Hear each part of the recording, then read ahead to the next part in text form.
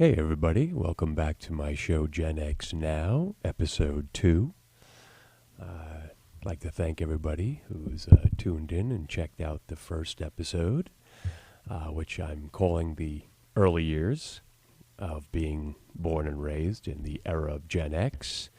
Basically, I covered in my first episode from when I was essentially born until I was basically through high school.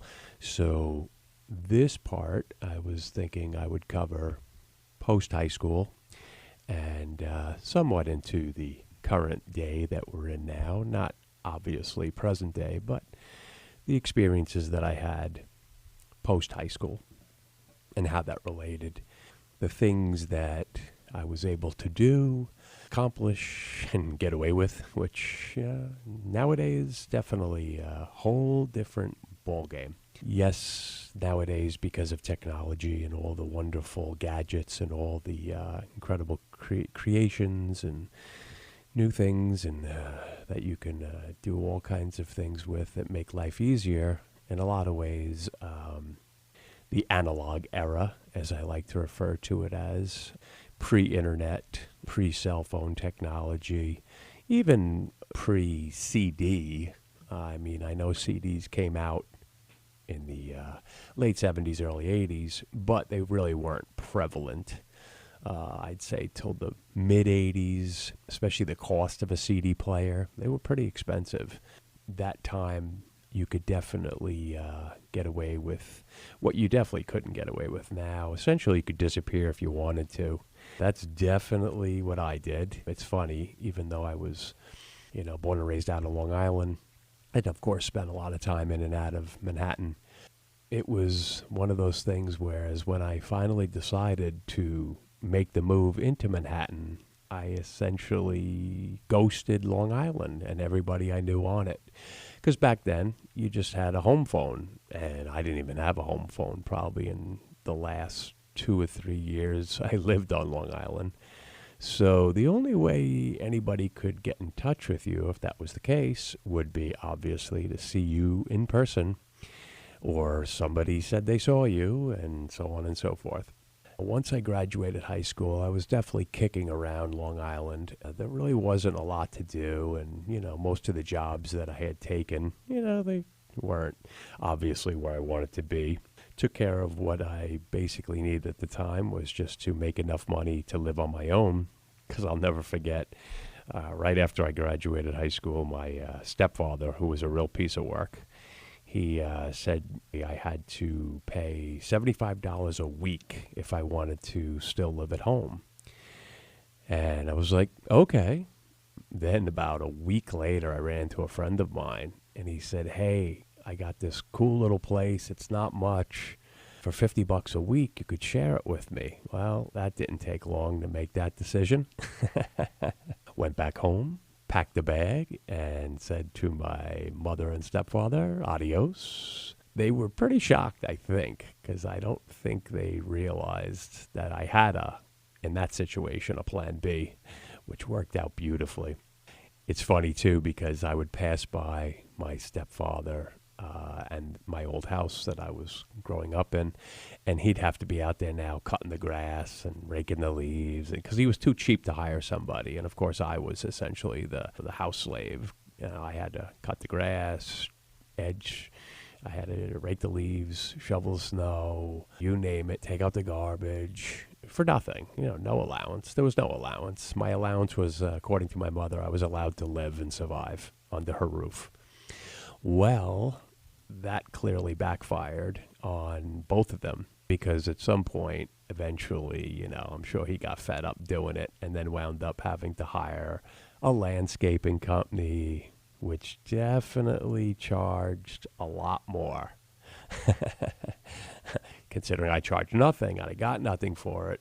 If they were smart, they would have just let me live there. I was going to move out very soon after, but it just worked out beautifully that, again, some poetic justice. Once I moved out, I definitely experienced, probably for the first time in my life, real freedom away from my dysfunctional family.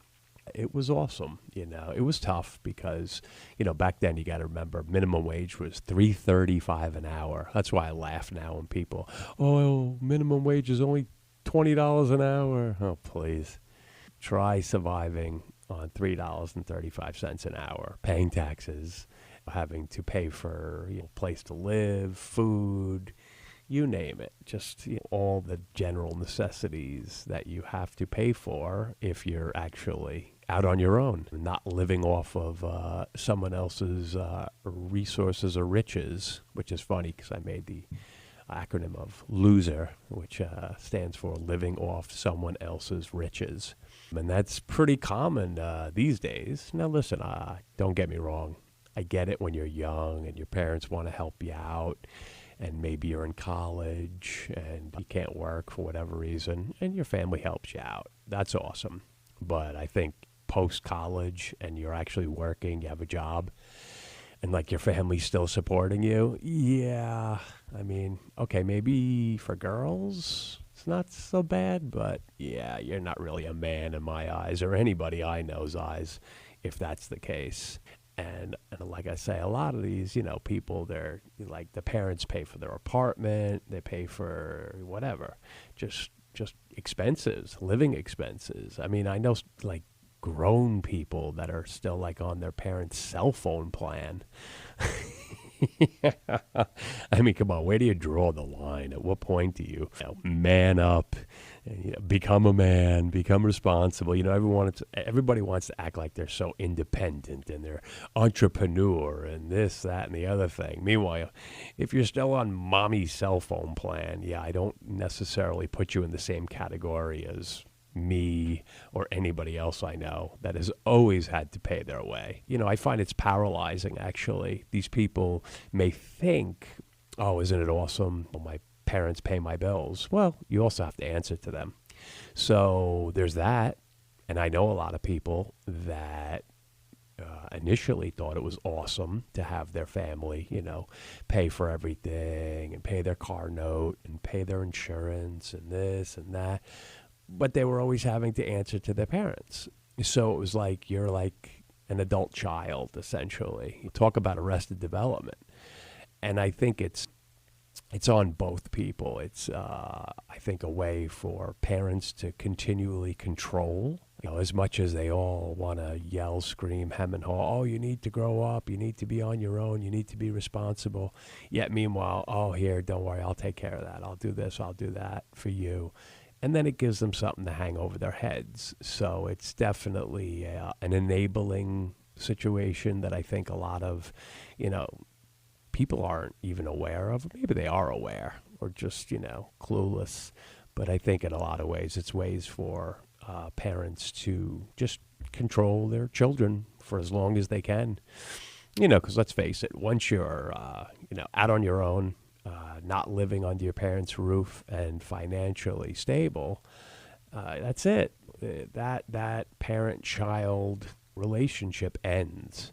And I would think for most people that would be good and you'd be happy about that. I guess some people, they just can't get off the teat. And like I say, it's paralyzing. I heard this guy was talking about it, and he said that it's probably the worst thing you can do, especially to a man, a male, I should say, because they just never learn to do anything on their own. It seems like then they're just waiting, I guess, for the parents to die so they can inherit whatever they have. But like, if you don't know how to do anything on your own responsibly as an adult, and you're always depending upon other people to do things for you, how's that going to go when mommy and daddy are gone? I mean, I have a friend who fits that bill to a T.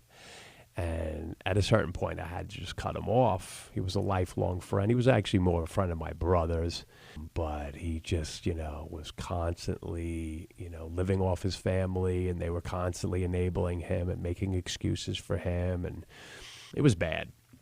And he's in a really bad situation now, health-wise. And now he's like literally having to borrow money and live off of his sister and her wealthy husband. And they take advantage of him because they live out of the state, but they also have this beautiful like mansion by the water on Long Island. And so they take advantage of him to like basically, be the keeper of that property until they come up here. And, he bitches, moans, and complains about it, but yet he still takes their money because he's just incapable. He's paralyzed. And it's sad, but that is the reality for, I think, millions of people now. It definitely seems like, the current young generation, the family, has just done this. Like it's almost a norm. When I was young, there was a couple rich kids we knew, and the parents would take care of them. And let me tell you something, not one of them ever amounted to anything. A lot of them wound up actually in jail, rehab, and just having to like marry a mommy. They never really succeeded on their own. That was always a feather in my cap that I literally left home with nothing. I mean, I just had a job making minimum wage. And ever since then, I have been able to constantly take care of myself. Never rely on anyone for anything. I always say to people when they ask to borrow money, I say, I'm neither a borrower nor a lender. And that's how you keep friends, and that's how you, avoid issues. Listen, if I won the lottery, I'd just give away money because it's, the amount of money you have when you win a lottery, it's obscene. But I wouldn't make a loan, obviously. I'd say, okay, I'm giving you this money. And a lot of people, I'd probably just give them 10 grand and say, now never contact me ever again. So that would be my guarantee, a way of getting rid of people. Getting back to, obviously, at the time, we're talking 85, 86. And, it was tough. The job market at that time wasn't great. Eventually, everything would fall out in 87 and it'd get really bad. But I was always able to get a job, kind of cool jobs. It just, I was always able to work my way into a situation. And then I always did some extracurricular stuff, which a lot of people were doing to make ends meet. That was just what you did. It was just the way. If you wanted to be on your own, you didn't have much, but yeah, you had your freedom. And let me tell you, back then, if you had a car and you had a few dollars in your pocket, back in those days, there were the most amazing bars and nightclubs on Long Island that rivaled New York City. And it's funny because most people don't realize there were people that used to come, especially if you were into like the new wave kind of post-punk scene, which I was. I mean, I liked it all. By, I'd say, 85, I really, got involved in that scene and became like a pretty major player in that whole club scene. So there were people would come from Queens, Brooklyn, even Manhattan, to some of the clubs that I used to frequent. Spies was my all-time favorite. There was another one called Paris, New York, Malibu, 007, Thrush, Spanky's, Spit. And a lot of these clubs had different names. They were like kind of Guido clubs most of the week, and then they'd have that one night where they would have like a new wave night. Like the 700 Club was 007. Let's see, Malibu was it Malibu? Yeah, Malibu had a night. The Loop, I figure. Oh, Spit was Uncle Sam's. Yep. Or I saw Madonna in 1982. Yeah, she was doing her first hit, Everybody, which ironically, my DJ mentor when I moved into Manhattan, his name was Mark Kamens, rest in peace, Mark. He actually produced Madonna's first record.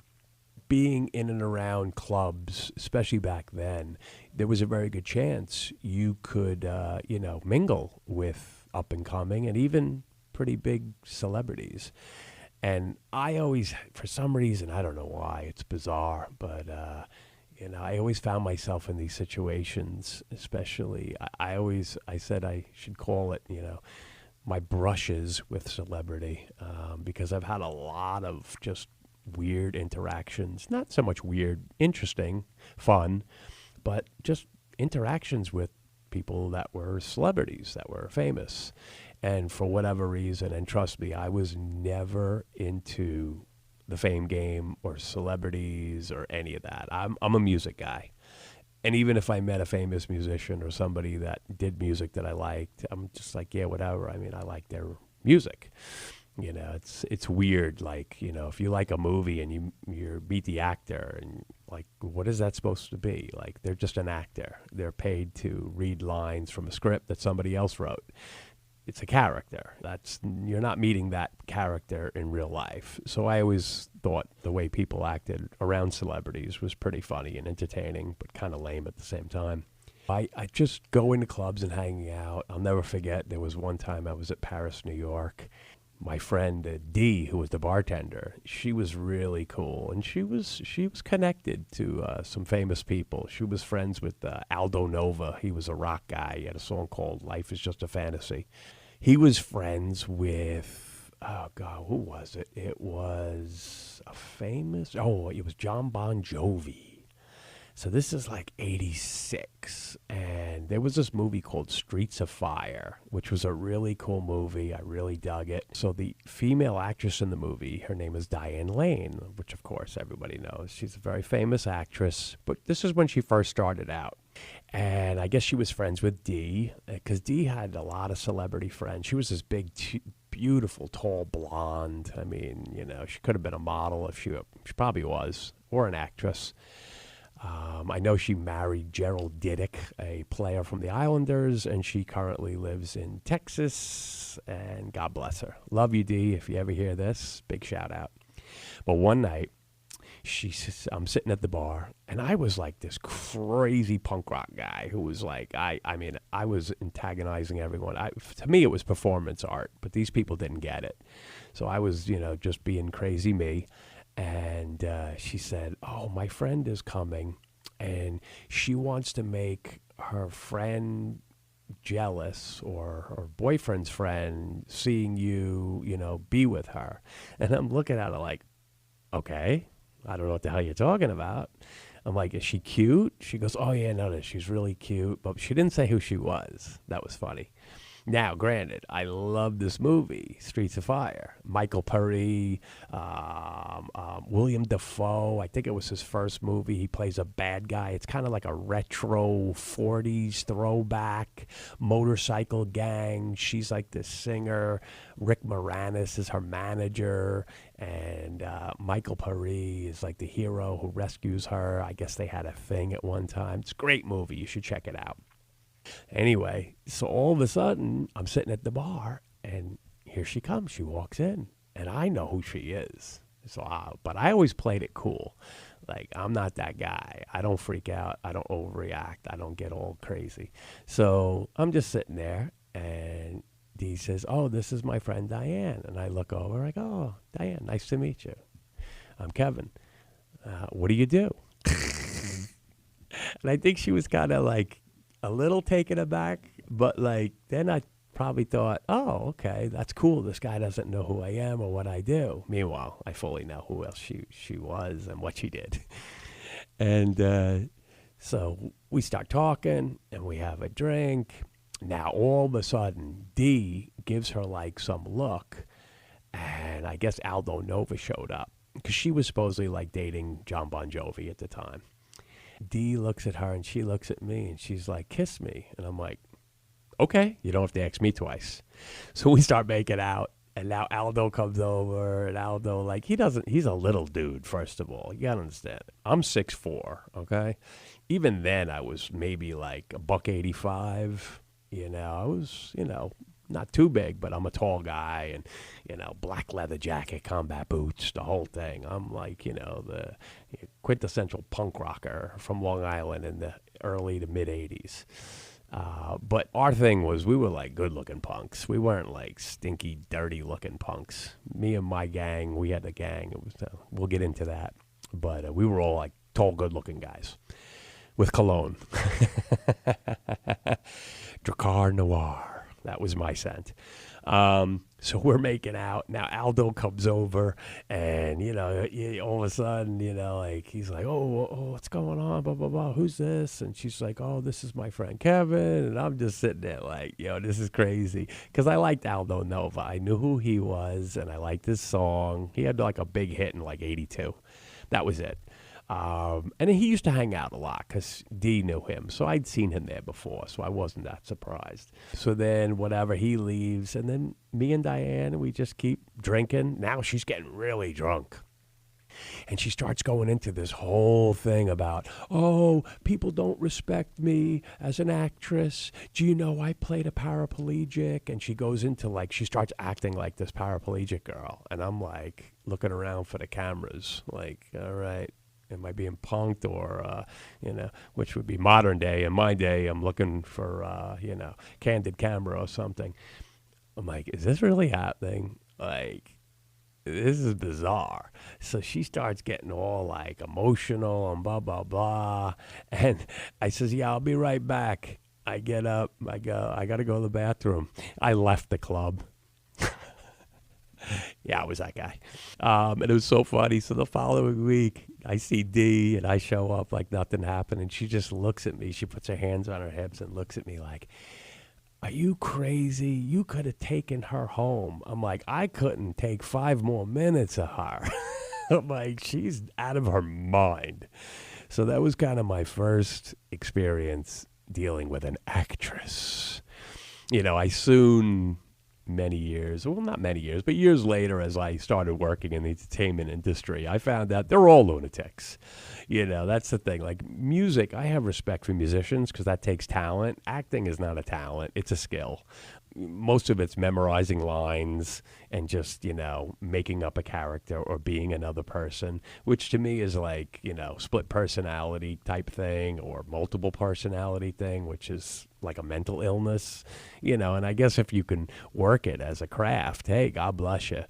But actors and actresses are the most bizarre, I'm trying to put it nicely, I would say the least talented out of, whether you I have more respect for sports people because again, that's a serious talent that they have. Yeah, there's skills involved, but you have to have this natural inert kind of thing that most people just don't have. Whereas acting, and trust me, I've acted. People have asked me to act in their films, and I'm playing me. And it worked out great, and they were happy with it. So anyone can act, okay? So this whole thing, film acting, I should say, anyone can do that. Because the bottom line, they do multiple takes, they edit. Live acting, stage acting, that's different. And I did some of that. I did an off-Broadway show. That's definitely tougher, and that's why most of the great actors come from stage, especially back in the day.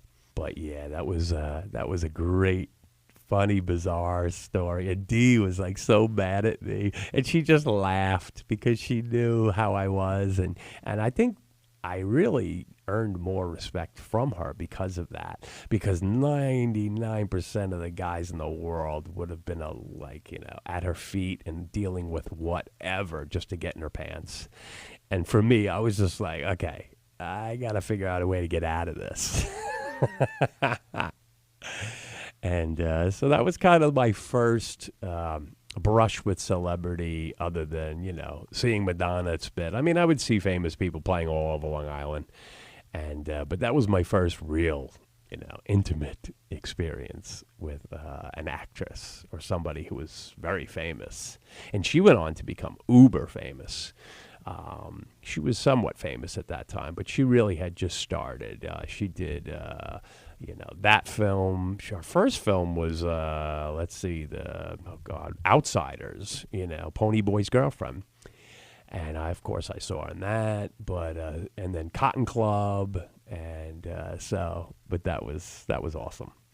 So again, but in those days, like I say, this is pre-cell phone, pre-internet. So you could kind of be like a ghost, in the wind. You could just be here, be there, be gone. If nobody actually saw it that wasn't present, nobody knew. And the only people who knew were actually present. So it's almost like today, filming. The joke is if not on film, it didn't happen. In other words, if you weren't there in person to witness it, then it didn't happen, or it might not have happened because, unless you're there. But yeah, and then I kind of, that my legend grew from doing that because then the word got around that, that had happened because, everybody talks. So, but that was the beginning for me. And I'll never forget actually the owner of that club. He was this French guy named Gilles. Now, I'm a madman. I'm getting thrown out of every club on Long Island because I'm just a slam dancing, crazy punk rock. I'm, making out with all these girls, and the DJs are mad at me because I'm taking up all the oxygen in the room, whether I'm on the dance floor or I'm with some girl that obviously they're interested in, but they're trapped behind the DJ booth. They can't do anything. So I am the Tasmanian devil, like the handsome Tasmanian devil punk rock kid just running around Long Island, just having the time of his life. Because again, this is what you could do back in those days. Everything was just so freewheeling and fun, and you just could be everywhere and anywhere in a blink of an eye, and nobody knew unless they were literally there at that second moment in time. So this club owner, Gilles, he comes over to me. Oh, Kevin, you are too wild for Long Island. You, I believe, should go to Manhattan. I think they would appreciate you more in Manhattan. In other words, I was definitely too much. And I was starting to piss off not only club owners, but just, people that I guess just, small-mindedness. I mean, I never had an intention to move into Manhattan ever really. I never had plans. Like, I was not that kid. Like some kids, someday I'm going to grow up to go to the big city and become blah, blah, blah. I was never that kid. I just loved music. I listened to music. I danced. I socialized. That was it. There was no plan. I met this girl, and her family had an apartment in Manhattan. And it's funny, that was her dream. That was her fantasy. She was this wealthy girl from Dix Hills, and she wanted to be a singer. She wanted to be Jody Watley. Jody Watley was hot, like 86, 87. She wanted to be Janet Jackson. She was taking dance lessons, singing lessons. She was in beauty shows, beauty contests. Beautiful girl. Filipino, gorgeous. Family had a ton of money, but she just didn't really have talent. And really, she just wanted to party. But it was funny because, I started going into Manhattan with her to these things. She'd go to these events and do these things and shows. And I just started meeting people, because of being with her. And one thing led to another. And I started, making side connections. And her and I split up. And it's funny, I'll never forget. I still have the letter she wrote me. And she said, I hope you find whatever you're looking for and you live the dream. And the irony is I wound up actually living her dream, because it was always her dream to live in Manhattan, become like involved in show business, blah, blah, blah. That's what I wound up doing like 6 months after we split up. And I literally moved into Manhattan with $33 in my pocket, which nowadays you would need probably $3,300 minimum, and that's to still be homeless. Maybe $33,000, in order to move into Manhattan. And even though I was on Long Island, it didn't matter. Back then, it's a world away because there's just a complete disconnect. The people on Long Island, I have to say at that time, they were still very closed-minded a bit. They definitely thought if you moved into Manhattan, you were kind of weird, or maybe you were gay, or it was a very strange mindset of people on Long Island. I didn't care because I was done with Long Island, and I had an opportunity. I was dating this other girl, and she said, I have my prom. Can you take me to my prom? And I said, sure. Where is it? Oh, it's in Manhattan. I was like, oh, this is awesome. So we go into Manhattan, go to a prom. Next day, we get up. I'm walking through Washington Square Park because we're headed to this place. A friend of hers is having a party. And I run into a friend of mine. I love him to death, and I will mention his name because he definitely deserves it. His name was Guy Richards, or as we knew him, Guy Giovia. Now, I knew this guy in my breakdancing days on Long Island in the early 80s. He was part of the Circle Breakers, which were one of the best breakdance crews on Long Island. And I was a DJ. So I used to love, being around that. He was amazing. And now I hadn't seen him since maybe 84. When I was a senior in high school, we used to go to this club called After Dark, and Stepping Out was like 2 doors down. And that's where his breakdance crew always hung out. He went to Smithtown East, I went to Smithtown West. But we were friends. We were cool. He was a cool, Italian kid. It's a bizarre because I'm walking now. Now, this is 5 years later, so this is spring of 89. And I walk through the arches of Washington Square Park, and here he comes walking right at me. And I look, and I'm like, Guy, and he's like, Kev, what's up? And of course, my girl's like, what the hell, you know somebody here? He's like, yo, what are you doing? And I said, oh, I'm here with my girlfriend. We just, her prom was last night. We're going to a party. He's like, yo, I got this apartment on Bleecker and Thompson. My cousin, he's running the building. Classic, Italian, mob action. And I got this free apartment. There's no electric. But I have the apartment, and if you want, you could split it with me. I looked at my girl. I said, you know what? Where are you? He told me the address, because, of course, nobody had phones. I said, I'll see you tomorrow. I'll meet you back here. My girl looks at me like, what do you mean? You live out on Long Island? I said, yeah, not for long. We jumped back after we were done. I packed my duffel bag. Boom, next day. I'm in Manhattan. $33 in my pocket.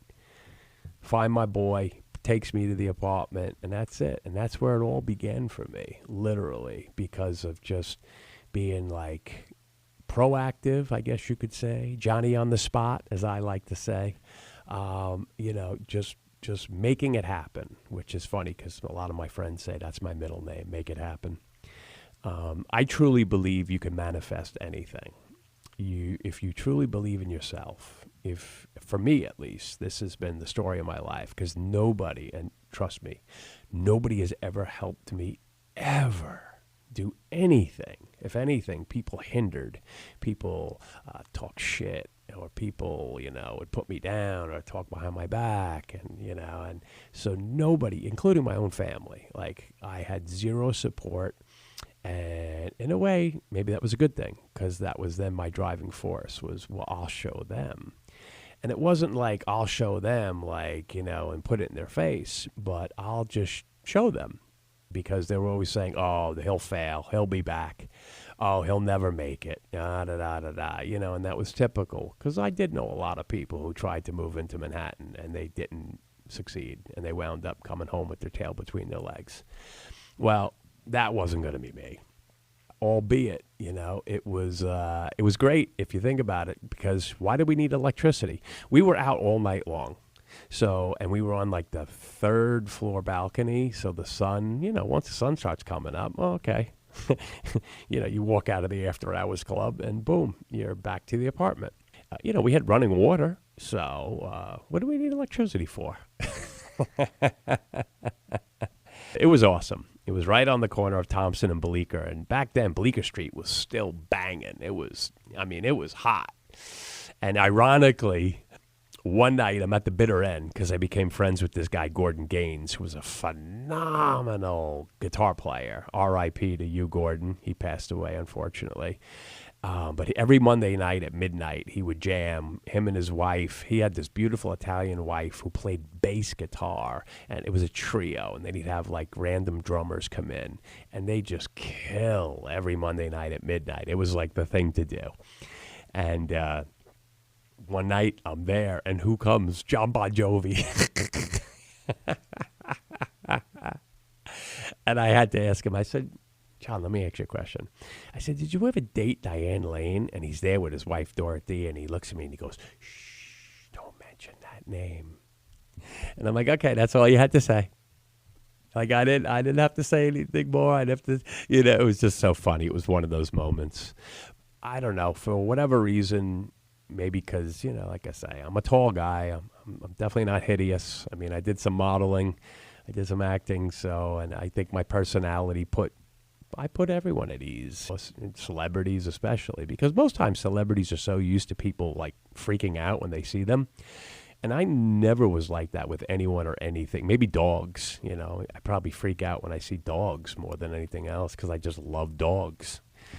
Other than that, though, when it comes to any other human being, like to me, nobody's above me. We're all equal, and I'm not, freaking out or losing my mind because I met a famous person. Ooh, who cares?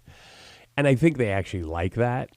I mean, years later when I worked with Mickey Rourke, somebody said, how come you don't get rid of this guy? He's such an asshole. And Mickey said, yeah, but see, that's the difference. You would kiss my ass. He'll kick my ass, meaning like I wasn't afraid to tell people, especially when I worked with them, yo, bro, cool your jets or slower your roll or, yo, you might want to just chill. I didn't tell them what to do, but I would always kind of be that guy. Not afraid to definitely let them know it's in your best interest. I think when I met Harry Belafonte once, I was at this cool place I used to hang out on Broadway, this Mexican bar restaurant. I forget the name of it, but it was like a cool hot spot. And all these cool people I knew bartended there, and they used to have live music. It was right on Broadway in Houston. And Harry Belafonte came in one night because I think his niece was working there. And I have to say, I don't know, maybe I just really had admiration for him. I was kind of starstruck, but I played it cool. And he was a really nice guy, really nice. So, once I moved into Manhattan and I started like making these connections, and it was funny, at that place I met who became one of my best friends, my friend Perry O'Neill. Big shout out to P, and I'd love to get P on this show. I'm going to try to work it out because I have been able to get in contact with some really key players from the 80s and 90s in the New York City club scene. They're going to be guests on the show, and I can't wait to riff with them on the stories. I've got my one friend who used to run Nels, and I mean, God, I could do a whole show just on Nels. So it's going to be really awesome to have, I got a bunch of people lined up, and just a litany of guests from that cover that whole era, different types of music, different types of clubs, but people that were very involved. And it's funny, all these years later, a lot of them, back in the day, we'd never say anything. I was famous for no comment. But now, you're talking 30 years later. I think people are ready to spill the beans. And obviously in a fun way. This, my show is not in any way, shape, or form to denigrate or put people down. I call a spade. We're going to definitely just reminisce and just to give people like some insight, even to people that were of our era. They weren't there. They might have heard stories or read in Page Six. And a lot of times they never got that right either. Yeah, it's going to be really awesome. And I'm going to try to put together for my third episode, my first guest. And I think that it's going to be a lot of fun. People are going to really dig that. Getting back to what it was like. So that connection really launched me because I then wound up meeting, so me and Guy, we're hanging out every night on Bleecker Street. It's just a party. Kenny's Castaways was another place. And Junior, Pat Kenny's son, he was a madman. Yeah, another one, rest in peace. Oh, forget it. It was always some crazy shit getting into with him. He was just crazy Irish kid. Good looking, tall, but just always too high, too drunk. We used to do all kinds of wild stuff together. One night, we're hanging out, and there was a band that had just come out, Big Head Todd, the Monster. I don't know, Big something, Head Todd Monster. I know I'm screwing up their name. But anyway, they had a manager. His name was Locke Buchanan. Big shout out to Locke Buchanan. We just hit it off. He was a really cool guy. We just, like I said, hit it off. And we had a great time. And then I just started hanging out with him on the regular. Now, he was a music agent for a lot of big acts. So we would go to all these different shows. Now, my friend Guy, he was off doing whatever, God bless him, a lot of the time. So then, I would just hang out with Locke because he had the connection. And then he actually got me a job. So he worked at an agency called Music Business Agency, MBA. And they were in the Cable Building right on Houston and Broadway. And I would answer the phones. Oh, but guess what? It was like $50 a day. And that was huge. You know, $50 a day. They bought lunch. And then I got to go to like all these amazing rock and roll shows for all these acts that were still touring, old acts, new acts. You know, they handled Jimmy Cliff. They handled Jorma Kaukonen from Hot Tuna, Jack Cassidy, just a little bit of everything. And so I was in heaven. I mean, it was awesome. And to have made this connection with this cool guy, and Locke was a really great guy. He was from Canada. Really nice, like mild-mannered guy. And it was obvious why he was a successful agent, because he wasn't like one of them shystery, you know, L.A. types. And we just hit it off, and I was so thankful. He got me that job, and then he got me a better job working at, the Bottom Line. So there was this great club, which NYU ate up, like everything else they did right around the Village. It was called the Bottom Line, and I used to work the tickets. So people would come in the daytime to buy tickets for whatever shows.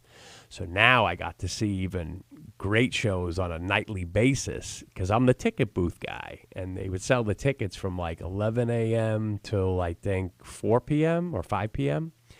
So that was an awesome gig. And I'm like literally feet from Washington Square Park, where essentially when I first moved into Manhattan in the daytime, I was hanging out with street musicians, and I became a street musician. And I wound up, you know, making money doing that eventually. At first I did it for nothing, but then I hooked up with a couple guys that were really talented, and we used to sing all kinds of songs and make money and then meet all these cute NYU girls. That was kind of my period of being somewhat homeless, but again, when you're in that little vicinity and they're NYU girls bring you back to their place, and you could take a shower, and they'd make you a nice little meal. And so my homeless stint wasn't your traditional stint as being homeless. In the winter, though, it is rough. There were some definite nights where it was not fun. But I'd say for about a 6-month period, I was semi-homeless. That's the way I'd like to put it. But always on the edge, losing a place or not being able to afford a place because, you know, it was rough. Back then, at least, you know, you could find places to live. The Village Voice, every Tuesday, so it came out like Wednesday, but every Tuesday night, I'd go right to their offices right in the Village. I would just wait till they literally would have the papers coming out because they literally used to print them there. And they were literally hot still off the press. So I'd grab one and I'd open it up. And right away, I'd see who was listing, like, places, you know, rooms to share, apartments to share, blah, blah, blah, jobs. I mean, I got everything through the Village Voice. So that was my way of always finding, you know, I found cool places. And once the apartment fell apart because my friend Guy, he left and his family had to come get him because of some issues, then I basically had to find a new place to live. And I had met this other cat in the Village playing music. His name was Philip Rosengarten. And he had this really cool apartment on Sullivan Street. So I wound up sharing that place with him for a while. And he was a really talented guitar player and just a little quirky, a little weird. His family had tons of money from the Upper West Side. And that's when I kind of first got an idea and a taste of, like, you know, people that, like, came from money, but they were fringe and they were kind of weird, and the parents, like, supported them. Back in those days, like, if you lived on the Upper West Side, you threw your kid down into the Village. That was like an insult. Oh, we bought him a studio apartment on Sullivan Street. Now people would be like, it's a badge of honor. And they're probably paying like $500,000 for an apartment his parents bought for him for like $80,000. It was great. We had a lot of fun and played together a lot and played a lot of the cafes down in the Village. I made a few bucks doing that. But like I said, I was always just networking and doing my thing. Eventually, I got a job working at a clothing store on Broadway and 8th Street called Lewis and Clark. They had 2 locations, one on Houston and Broadway and 8th Street. So as you can see, I stayed pretty much within like a 5-block radius of Washington Square Park. That was my world. That was my epicenter. That's all I wanted to know. I didn't want to live anywhere else. Back in those days, we used to joke, I get a nosebleed going above 14th Street, meaning it was not cool. Like, you wanted to be below 14th Street. You wanted to be in the Village, Soho, Tribeca. That's where the cool people were. I'd sooner be homeless in that area than living on Long Island with my crazy family, or even on the Upper West, Upper East. And I had opportunities to get apartments, but I always wanted to be in the Ville, because that was the place to be. That's where the action was. That's where the crazies were. That's where the beauties were. There was always something going on. Every night of the week, 24/7. It was nonstop. So, it was beautiful. Sometimes it was scary. It was sketchy. But again, I'm a big guy. I'm a street guy. I can handle myself. Never had any issues. Never had any problems. Never in my life got mugged or even attempted or anything. I had some run-ins. I was pretty quick with my hands, and then I'd get out of there. So you didn't want to stick around. And the Village at that time was, still, like I say, kind of sketchy. You got to remember, in the late 80s, people were fleeing Manhattan. And you also had the AIDS crisis, full-blown at that point. I started meeting people in the mid to late 80s, and I must have buried half of the ones that I met that were gay that had AIDS. Like, by 90 into 91... I had buried probably close to 20 people that I just knew, that hung out in the Village, or that I played music with, especially in Washington Square Park. I'll never forget my one really good friend. I'll never forget, he said to me, his name was Evan, he said, you could do better than this. I know you don't belong here. Because the funny thing about Washington Square Park, especially the musicians, it was one of those places where you either wound up at the end of your road, or you started out and you got the hell out of there. Because I found there were a lot of guys that I met that were really talented, amazing. Like, there was this one guy, he had record deal, the whole thing, but he had a heroin addiction. And it just ruined his life. And he wound up becoming a bitter street musician. And it was sad. There was a lot of comedians like that. Charlie Barnett, I was best friends with at one point. Me and Charlie were tight. Charlie was huge. Charlie was on Miami Vice. Charlie was supposed to get Eddie Murphy's slot on Saturday Night Live. The reason Eddie got that gig is because Charlie couldn't read. He was illiterate. Couldn't read cue cards.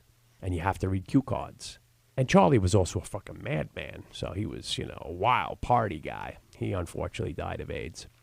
Charlie would do a show in Washington Square Park. Showtime, showtime, showtime. Running around, he would fill, literally, the bowl. He would kill. He would probably make more money than I ever saw anybody make. And he'd disappear. He'd climb the tree, literally, at the other end of the park and smoke crack for like an hour. And then a couple hours later, he climbed down from the tree. This is no joke. This is dead serious. Showtime, showtime. Because, he'd spent all that money that he just made. You're talking like 100, 200, 300. Sometimes he'd make 500. And he'd just disappear for days.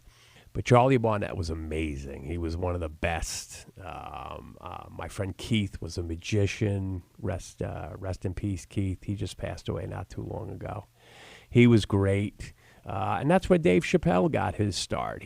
I literally have a picture of Dave when he was very young, hanging out with Charlie and another friend of mine. Oh, God, I have to remember his name. He was a comedian, Albert Owens, but he was also supposedly a famous calypso musician when he was younger. Now, granted, he was probably in his late 50s, early 60s when I met him, and I'm, 21? But I have a picture of these two hanging out, or I should say Dave Chappelle. Dave would just sit there with his notepad like a little puppy dog watching Charlie, because Charlie was the best. And supposedly Dave was supposed to do a movie with Charlie's nephew or cousin, and it just never happened. But that would be awesome if he did. because that would pay homage and pay it forward. Because let me tell you something, Dave Chappelle, his early act, total, I won't say ripoff, but let's say he was heavily influenced by Charlie Barnett and his comedic stylings. So again, this are the things like, if you're not there, you wouldn't know. And you had to be there. And I was dead center in the middle of it all, because Washington Square Park was my epicenter. It was like my home where I'd go in the day. And I'd either hang out or I'd play music.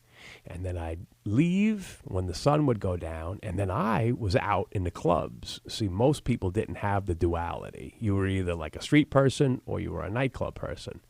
And I did both. So I was lucky. I had the ability to kind of shapeshift and turn myself into something else. In the day, I was this chill kind of hippie-esque street musician guy singing Beatles songs and whatever. And then at night, I was hanging out in all the hot clubs because of my friend Perry O'Neill, who I met at the Mexican place, which I can't believe I still don't remember. Oh, no. It had two names. I always want to say Caliente Cab, but it's not Caliente Cab. But it'll come to me. Gonzalez and Gonzalez. There it is. See? Listen, the hard drive is huge. I just don't have a modern-day processor. It's a little bit slow. But the memories are in there. So, yeah, Gonzalez. And Perry was the doorman there. So once he got that gig going, and then he said, oh, I'm going to be working at this new place called the Coffee Shop. And I was like, a coffee shop? What's so big about that? He's like, no, that's what it's called.